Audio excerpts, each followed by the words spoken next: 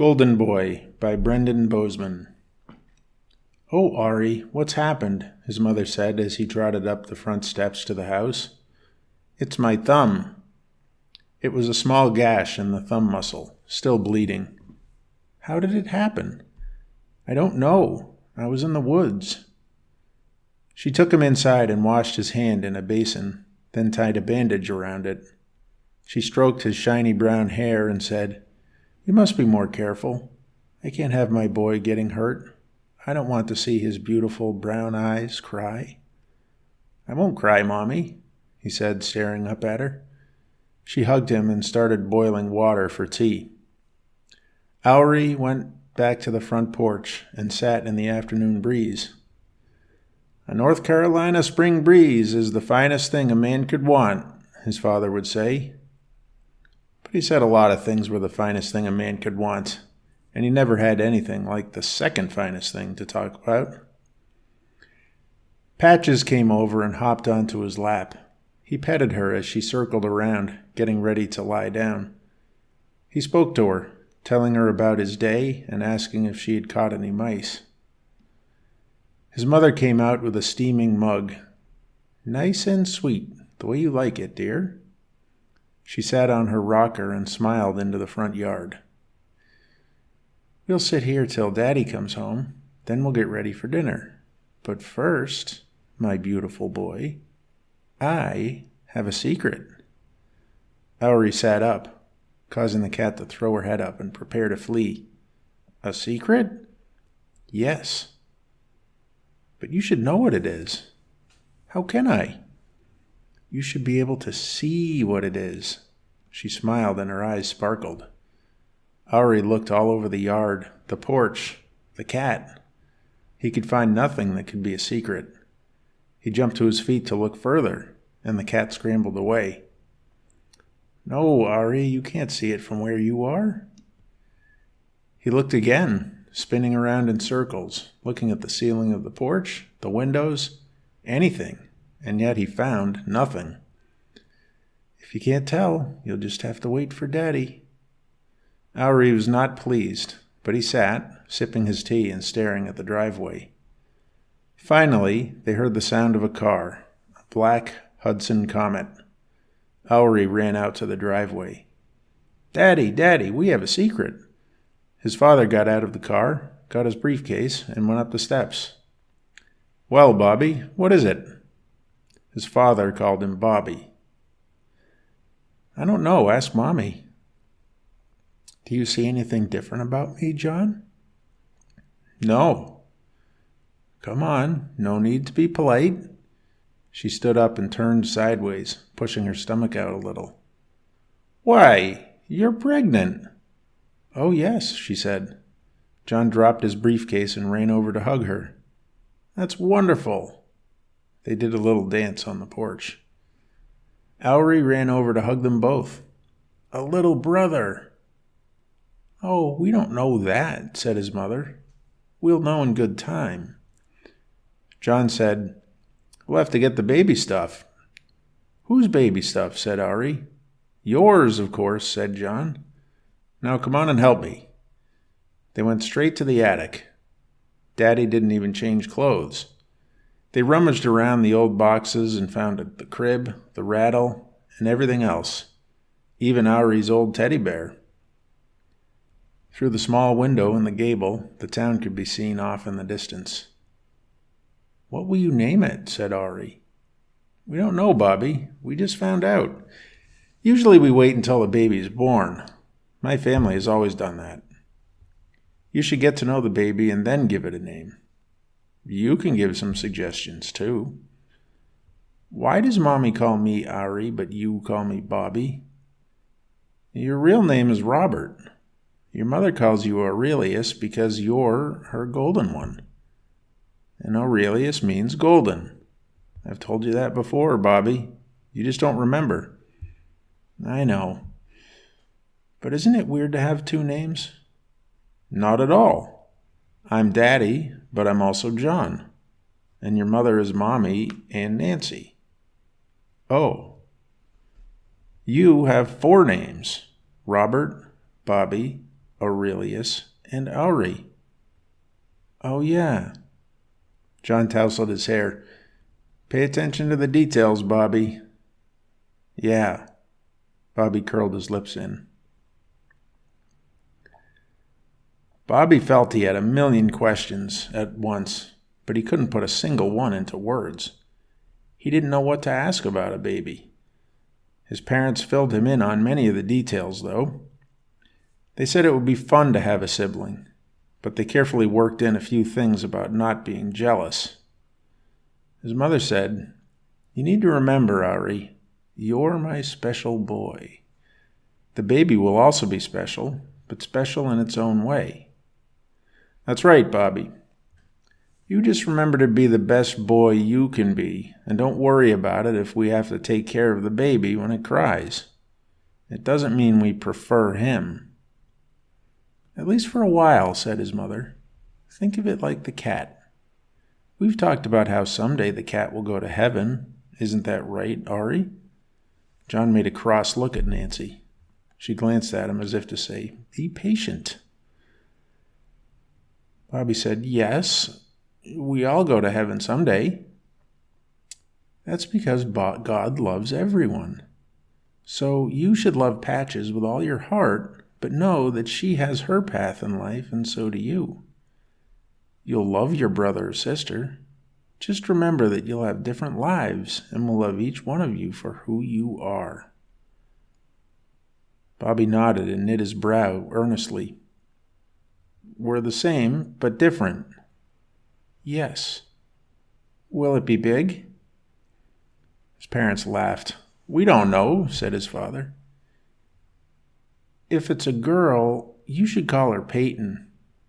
His parents looked at each other.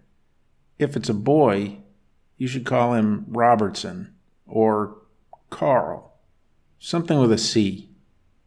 They looked confused, and his mother said, "We'll wait until it's born, as always." "And don't forget, it could be twins," said his father. Bobby dropped his shoulders and thrust his head forward.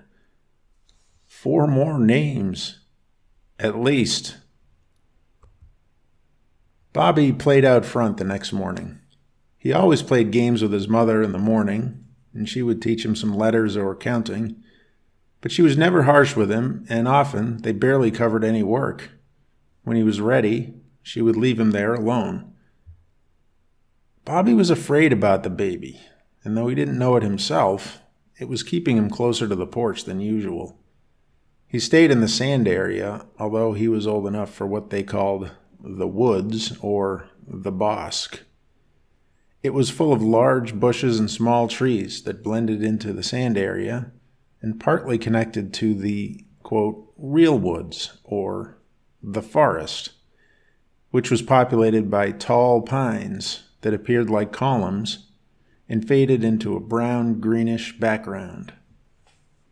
They extended beyond Bobby's comprehension, and he was afraid he would get lost in them. That's what had happened the day before. When he saw his cut, he was coming out of the forest, so he must have ended up there somehow. Something else made him uneasy about going too far from the house. When the baby was born, he might have to go to play school. It was somewhere beyond the end of the driveway, which couldn't be seen from the house. He had several trucks and some shovels, and he could spend forever playing in the sandy dirt by the bosque. He didn't have a real sandbox, but his father would come home with sand every once in a while and pour it into the ground. With time, it would mix with the dirt, and his father would bring more. That made it the perfect place for play. It never had puddles, and it was easy to dig in, but it also let Bobby get dirty. He loved shocking his mother with how grubby he would be after the morning, coming in for lunch looking like a bogman to come to life. And he loved how she would pretend to be upset and undress him for a bath right away, and then bustle off to clean his clothes, complaining all the while how she never knew how she would do with such a dirty child, and how his clothes would never be clean again. After he heard the little bell his mother used to summon him, and after the usual set piece had been played out and he was in the bath, he nudged his boats around the ocean and splashed tidal waves at them, wondering how the baby would play when it got old enough. Would it like to get dirty? He would have to explain the rules. He didn't know what the rules were, but he would think of them. In his young perception, he could not conceive that he himself would get older as the baby grew. And if one could have looked into his mind, it would have shown him playing with a child his size and age. His concept of his own getting older skipped ahead to one day when he would be as big as his father and have a wife, as if at the snap of his fingers. He would drive away every morning and go to the office. But in that moment, before his mother fetched him to get him dressed and ready for lunch and a nap, he had a ship in serious trouble. The passengers were panicking as the boat listed to one side. A rescue ship came alongside it, and they transferred over with grateful cheers. Unfortunately, their weight pushed the ship down below the waves, inch by inch, still level as it was swamped. And this time, there was no rescue. Bobby's baby anxiety lasted only a few days before the vast gulf of time between then and the baby's birth became clearer to him, and he thought less and less about what would happen later. Concurrently, his interest in the real forest increased. As he imagined showing his sibling the bosque, he started to find it confining. If he wanted, he could count the number of bushes in it and the number of trees, and it was hardly possible to hide in there far enough that the yard wasn't still visible. The forest, by contrast, seemed deep and infinite. He could go to its edge and see only a denser and denser collection of trees as they receded into a wall. The danger of getting lost in there was something he would have to tell Robertson. He had mostly settled on the idea that he would have a brother, though he trusted himself to return from its recesses safely. He came to believe it would be better if he explored the area then, so that he could better protect Robertson later. Or Peyton, because sometimes he imagined his sister. One day he decided he would do it. He distinctly remembered swaying back and forth from leg to leg as he wound up the courage to enter. He leaned forward. He remembered that too. And he took a step. But that was all he knew until he found himself walking out of the woods again. He dragged a few leaves with him as he shuffled out, and he could sense by the atmosphere of the yard that time had passed. The sun was lower and it was cooler. As he walked back toward the play area, he heard the Hudson in the driveway and saw his mother coming out the front door to greet John. Bobby walked up as well and received a hug from his father, and his mother said, "There you are, Ari. I thought you had gone around the house. I couldn't find you." "I was in the trees," he said. She must have assumed he meant he had been in the bosque, because she made no further comment, only gave him a once-over for dirt or cuts, and told him there was lemonade on the porch. The three sat and drank, the parents chatting, and Bobby dozing to the calm rhythm of their speech, comprehending none of it. That night, Bobby awoke in the middle of the night and ran to his parents' room. He shook his mother awake and told her he had had a bad dream. She made room for him to climb in bed between her and her husband, and she asked him what it was. It was an old man in the real woods. He was in a cage. Did the man say anything? I don't know. Maybe. He stared at me. He was scary. His teeth looked like rabbit teeth, and they were yellow. That's odd, Ari. Now, you know there are no rabbit men in cages. I guess so. He was reaching through the cage. She stroked his hair, and he snuggled up to her. And before long, he was asleep. Bobby was afraid of the forest after that dream, but he was also drawn to it. The more he thought about it, the more he believed there really was a man in there. He knew it was impossible for a man to be in a cage in the woods and have rabbit teeth, but where else could he be? He was too real to be just a dream. Bobby knew the difference between a real dream and a memory. This was a memory, and he knew he had forgotten himself in the forest the same day. So again, he found his eyes wandering to the forest as he played, and he moved closer and closer to its edge, hoping he would see something or hear something. After rethinking the dream many times, he was sure the man had spoken some words or made some noise, and he wanted to go back and see for himself. He noticed, however, that his mother was keeping a closer eye on him as he played, and he would not be able to just slip into the leaves and trunks so easily. It was as he repeatedly filled a bucket, tipped it over slowly, and watched the sand dirt make a cone with avalanches sliding down to crush the villagers, that he formed a plan, little by little. First, he ran around the house several times until his mother leaned out the back door and put her arm in front of his chest to stop him. He crashed into it, and they spun around. "What are you doing, silly?" she said.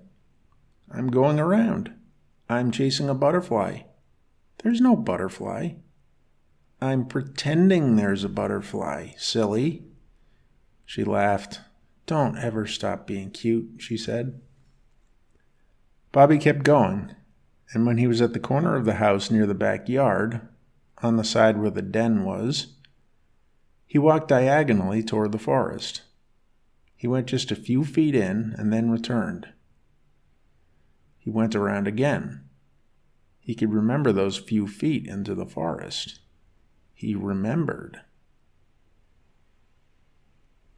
The next time he'd gone around the house and went in, he ventured in a little farther, and he remembered that too.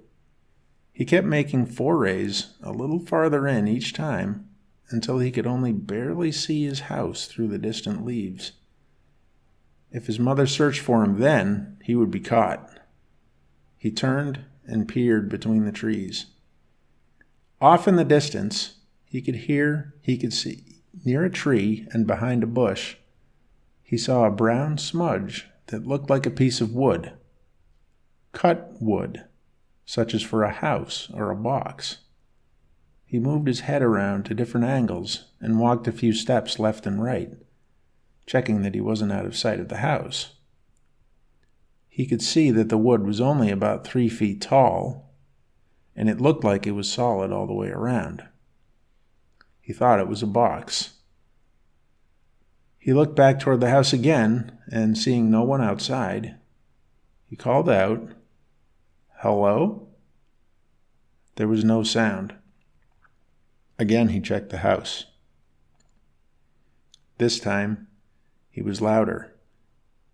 "Hello?" He heard something. He wasn't sure what. It sounded like an animal. "Hello?" There was a low bleating sound, something like a lamb and a baby combined. Bobby's heart began beating faster. "Hello?" His voice was losing power as blood surged to his neck. The bleating got louder. He looked back again. His mother was on the back porch. He ran as fast as he could toward the yard. She was going around the house. Bobby stumbled and fell against a log, banging his head.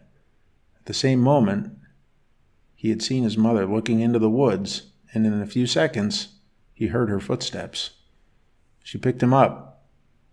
The last time she ever picked him up, as it happened, and carried him back to the house. She took him to the kitchen and cleaned his face. "What happened? Why were you in the woods?" "I don't know." She bandaged him. "My poor boy." Then she looked at him seriously. "What did you see in the woods in there?" I don't remember. Nothing. Are you sure? Yes. Are you lying? No. I just remember bumping my head. She looked in his eyes for a long moment. Of course, honey, my special boy. You would never lie to me, my golden boy. She put him in the bath, and all was back to normal. But there were new rules for play. For the time being, Bobby was to play inside, and after that, only in the back front yard. And if he ever went to the woods again, well, he wouldn't like it.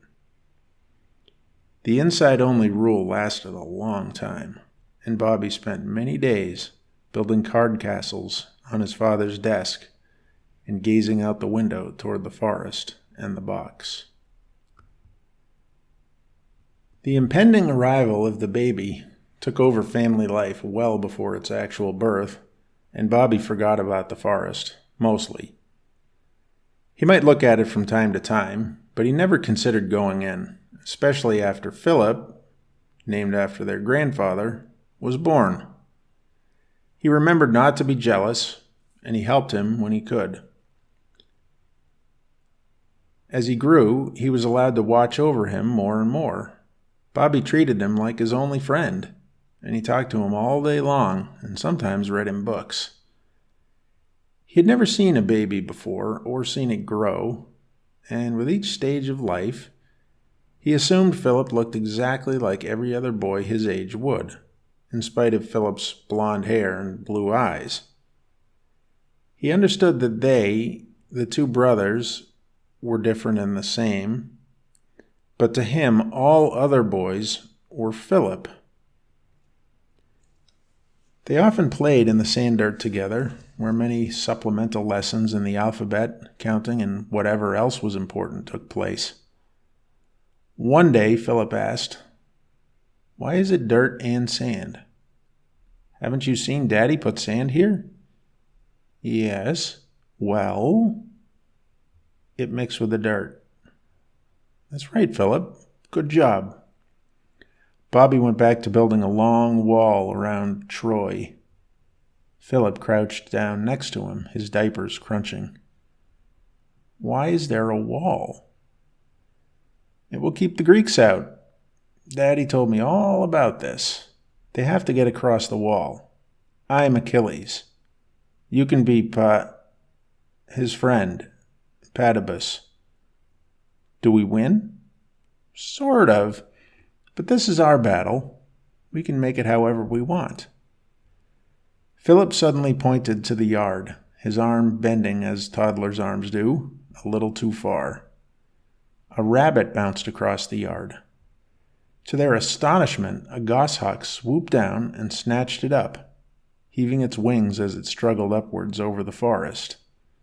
The rabbit struggled and shrieked, and some ways into the woods, the bird released it, and the rabbit fell, twisting, into the brush.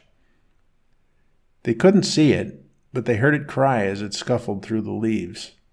The bird came down into the brush, and they heard more shrieks before all was silent. They looked at each other wide-eyed, then back to the forest. Together they got up and went to the edge for a closer look. Something bothered Bobby, a noise. But not the noise of the rabbit or the bird. It sounded like a person calling from a distance. It sounded again, and one more time, and then Bobby recognized it. It was the bleating sound he had heard years before. "Bobby? Shh!" Philip imitated Bobby, standing on his tiptoes. The noise stopped. Bobby gradually relaxed and turned to Philip. "I have a game, Philip. I haven't played it in a long time. I go into the woods and see what I can see. Then I come back." "Mommy said we can't do that." "We just have to wait until Mommy isn't looking. You can help me. You'll be like Pabolus. All you have to do is hold a string and pull on it after you can't see me anymore." Philip stared up at him. We can't do it now. We'll do it tomorrow after I find some string. You'll hold one end. It will be like when Theseus lets out the string in the maze. It will help me get back, because you can forget everything in there." Philip nodded. They went back to playing. Their battle resulted in the destruction of the walls. Philip marched around, smashing them down with relish. "I am Ares," he said. Many soldiers were killed. Nancy came out and put on her usual show about the dirty clothes and put the boys in the bath. She could leave them alone now without much worry, and she said, "You boys play so well together. I've never seen two do so well. I don't know how I could ever choose two better boys." They looked at her and smiled. "Thank you, both of you. You are blessings to me." She shook her head as if in disbelief, and her eyes teared up. "It's just normal," Bobby said. "No, it's not normal. Not normal at all, Bobby. You two are the best boys in the world." She wiped her eyes as she went to the kitchen to start an apple pie, their favorite. At dinner, Philip's fearful, downcast eyes made him look to Bobby like he was teetering on the edge of a cliff. He badly wanted to tell their mother about the string and going into the forest. It may have been his own curiosity about what Bobby would find that held him back, and it may have been a desire to take part in a new and truly dangerous adventure. It may also have been Bobby's admonishing glares. They played cards after dinner at the kitchen table.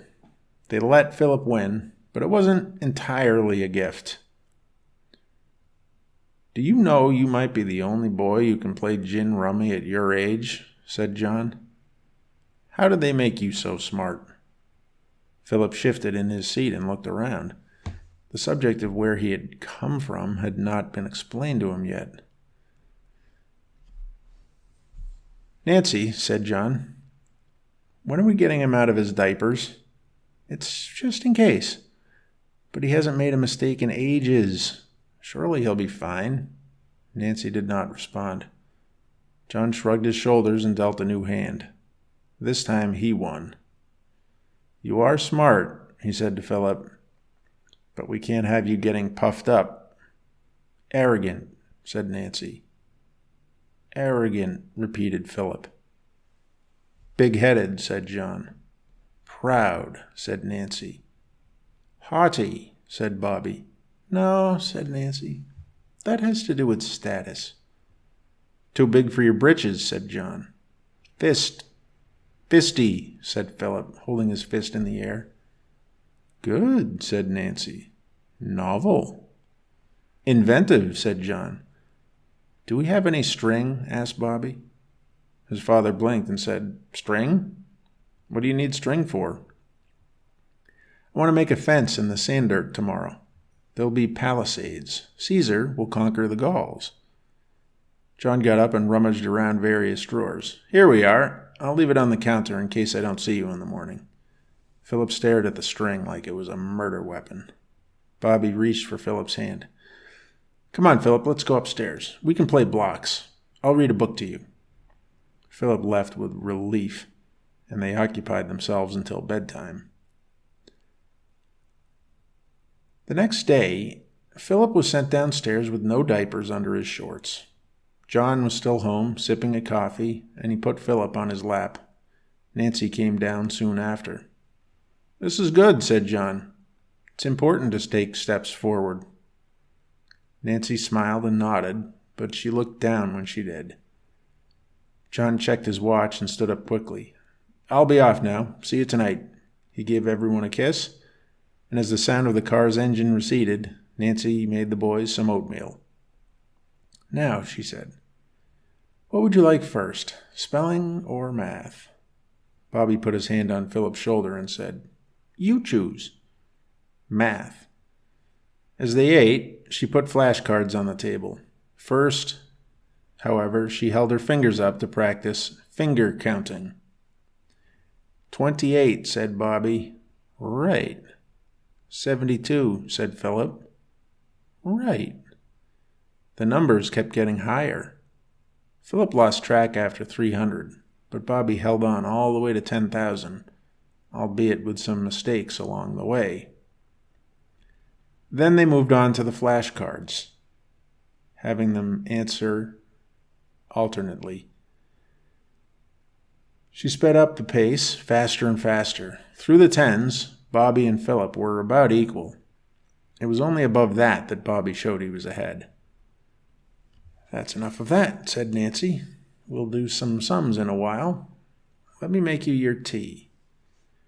Nancy's lesson continued later with small slate boards. Philip could hardly write, and it was Bobby's assignment to help him learn. Bobby was well ahead of Philip for the rest of the colloquium. Philip listened attentively, however, and could answer many of the questions out loud.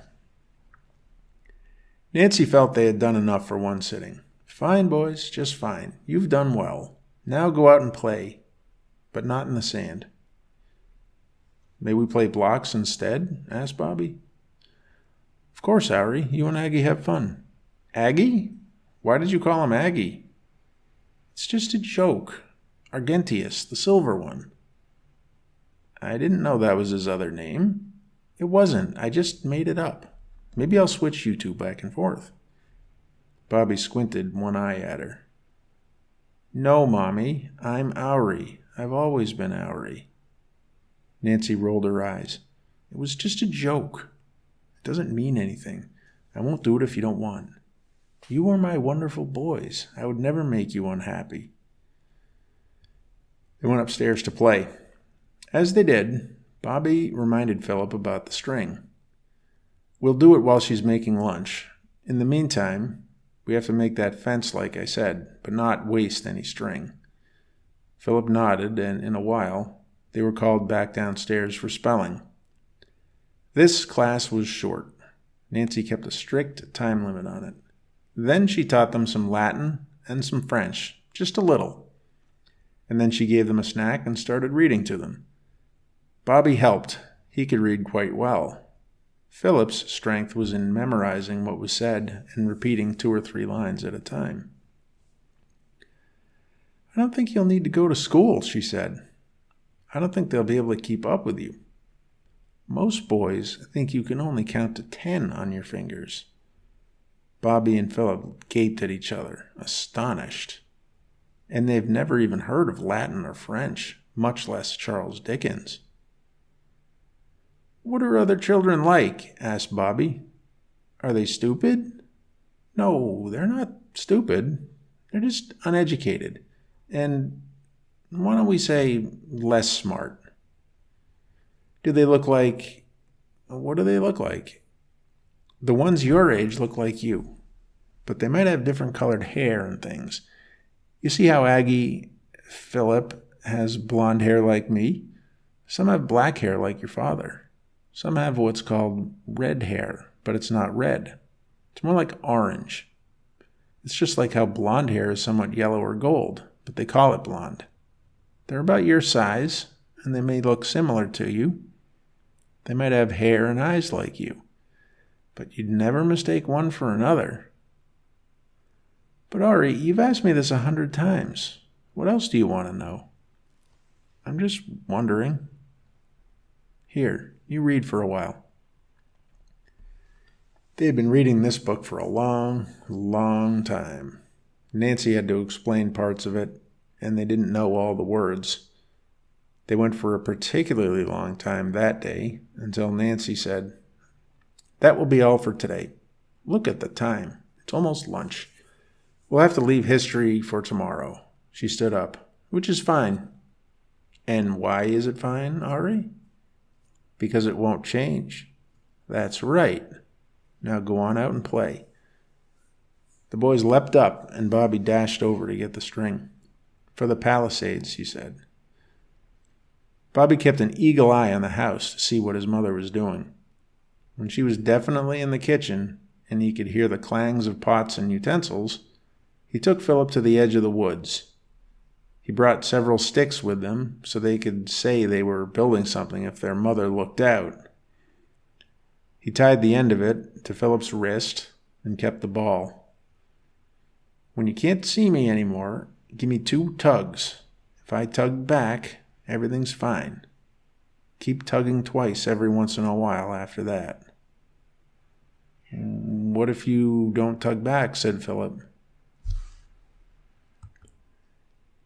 "If I don't," Bobby saw the gap in his plan. He was going to say, "If I don't tug back, pull really hard." But that wouldn't do anything except possibly pull it out of his hand. He didn't want Philip to yell. "If I don't," he said, "just keep trying." Philip nodded. "What are you looking for?" "I don't know. Just remember, give it 2 tugs when you can't see me. If I don't tug back, keep tugging. Then yell." He realized what he just said. "No, don't yell. I mean, don't yell. That will make Mommy come." Philip nodded stiffly. Bobby stepped into the forest, and he felt like he was walking through a shimmering wall, and he felt a tingle on his skin. He knew there really was no wall. It was only because he thought of it that he felt it was there. He went a few steps in, unwinding the ball of string. Everything was normal. He gave Philip a thumbs up. When he stepped forward again, trying to retrace his steps from before, he gained courage as he went. His initial fear had dissipated, and it seemed more and more like a normal forest, with birds chirping and wind rustling the leaves.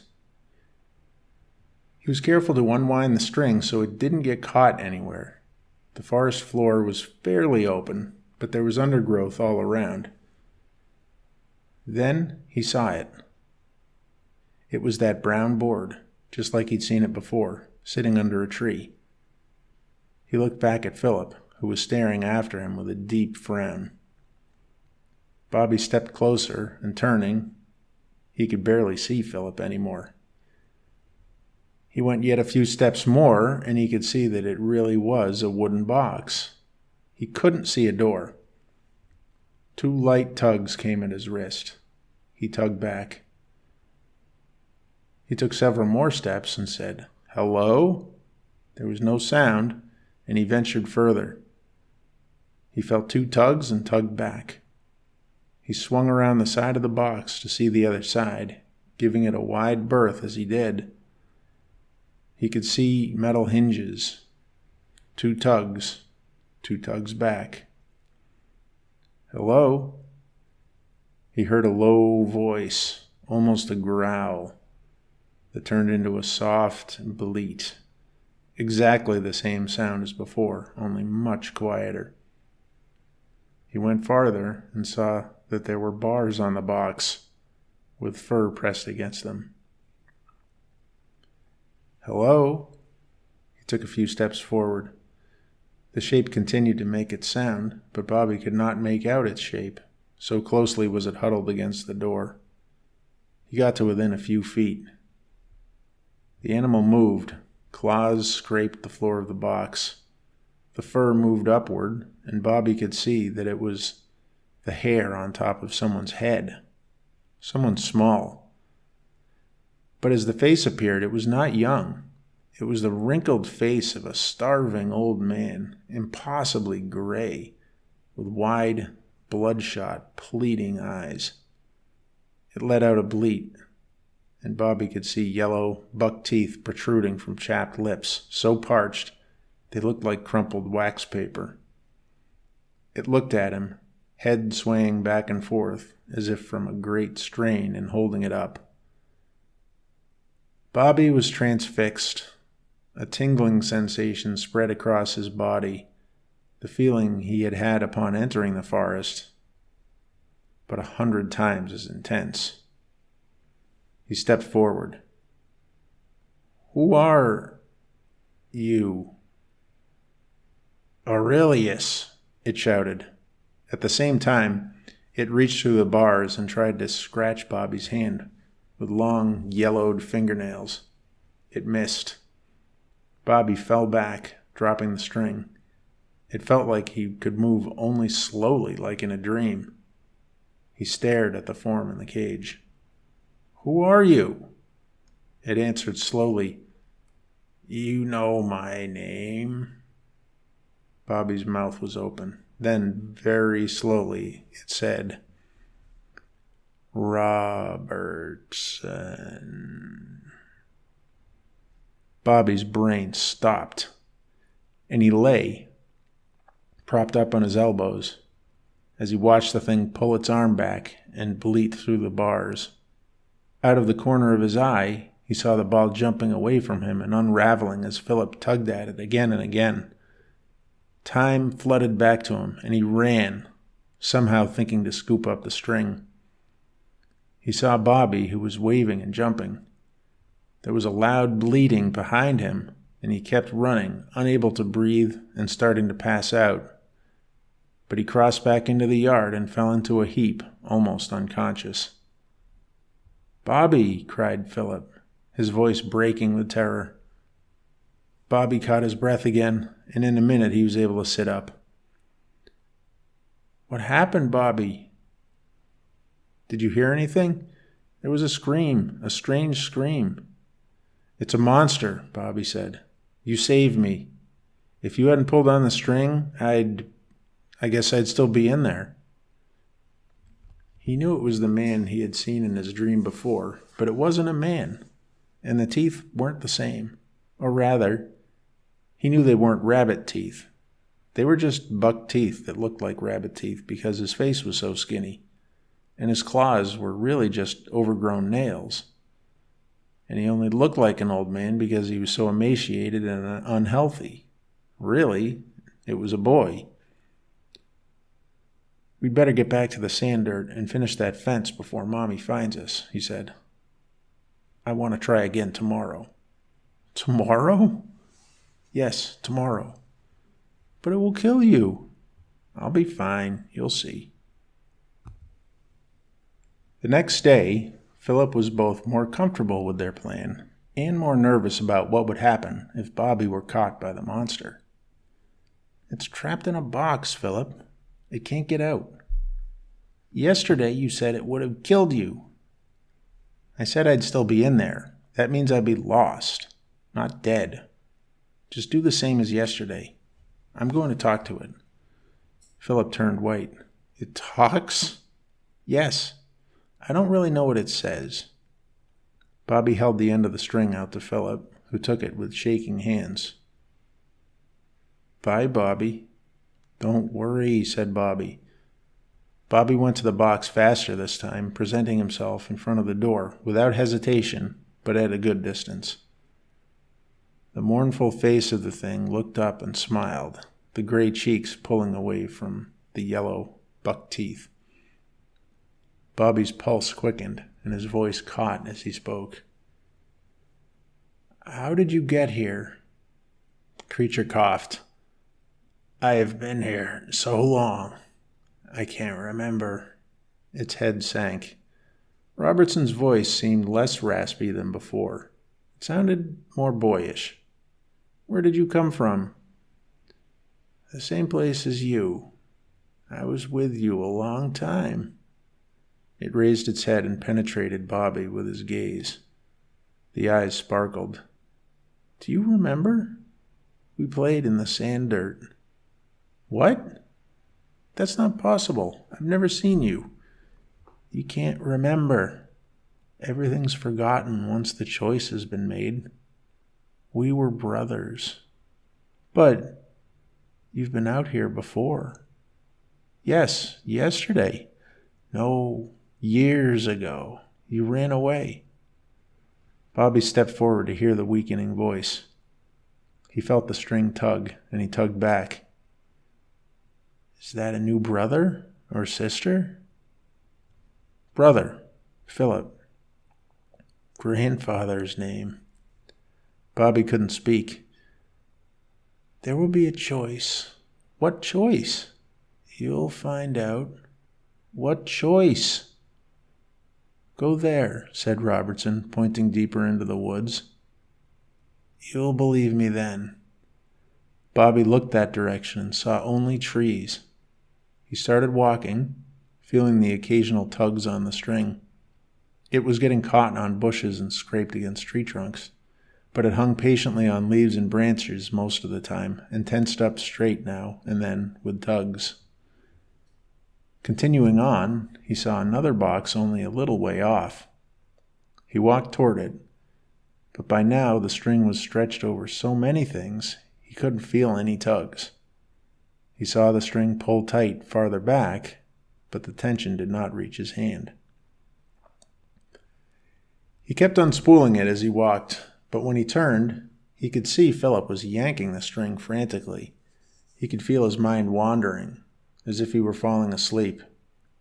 Without the tugging, he might forget himself in the woods. And if he didn't, Philip would surely start yelling his name. The decision was made for him. A voice from the second box said, "Bobby?" It was higher. A girl's voice. Bobby put down the ball and went to the box, grimacing as he maintained an intense focus. Inside was a figure similar to Robertson's, but it was grayish and wrinkled, dirty and gnarled, but the hair was longer. She grabbed the bars of the fence and said, "Bobby." "Who are you?" "Peyton." "I'm Peyton. You were here before." "Peyton?"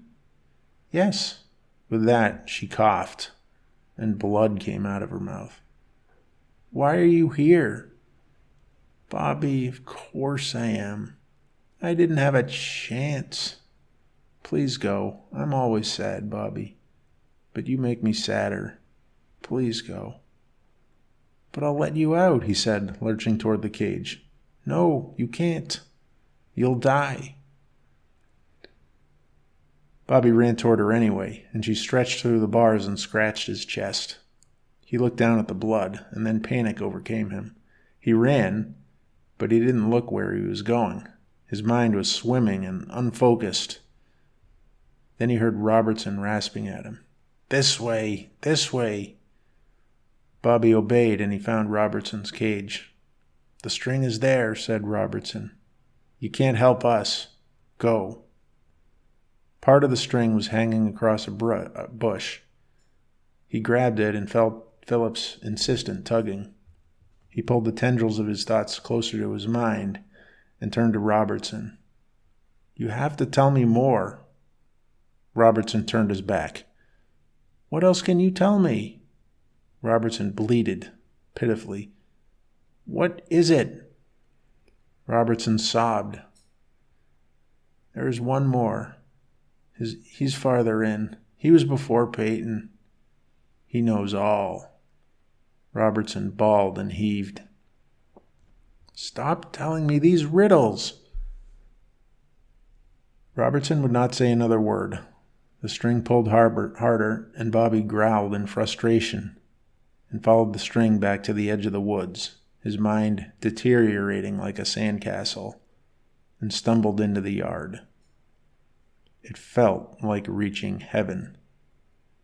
Blood was on his shirt, and he was panting hard. Philip had tears running down his face. "You did a good job, Philip." He couldn't let his mother see the blood, so he climbed in a window and got a new shirt, after which they went back to playing. When his mother took them in for a bath, he told her he wanted to get undressed himself.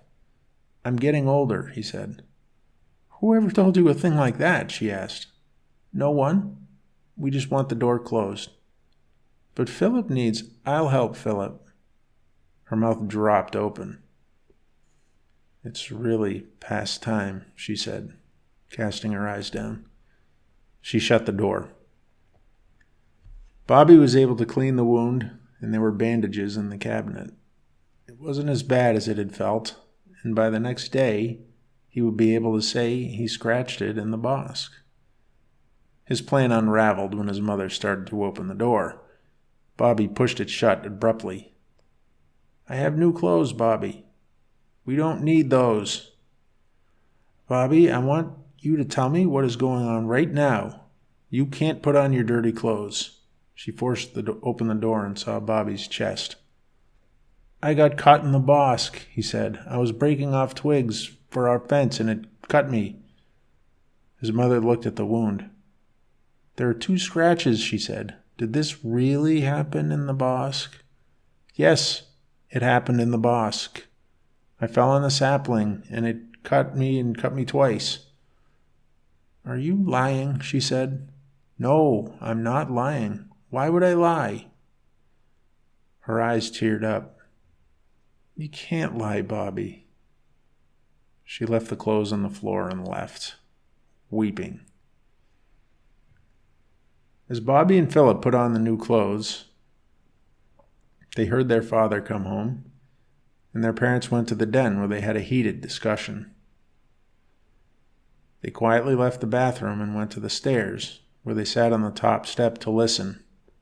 They couldn't hear what was said, but it was the first time they had heard their parents raise their voices to each other. John came out of the den. "You have to," he said, and closed the door.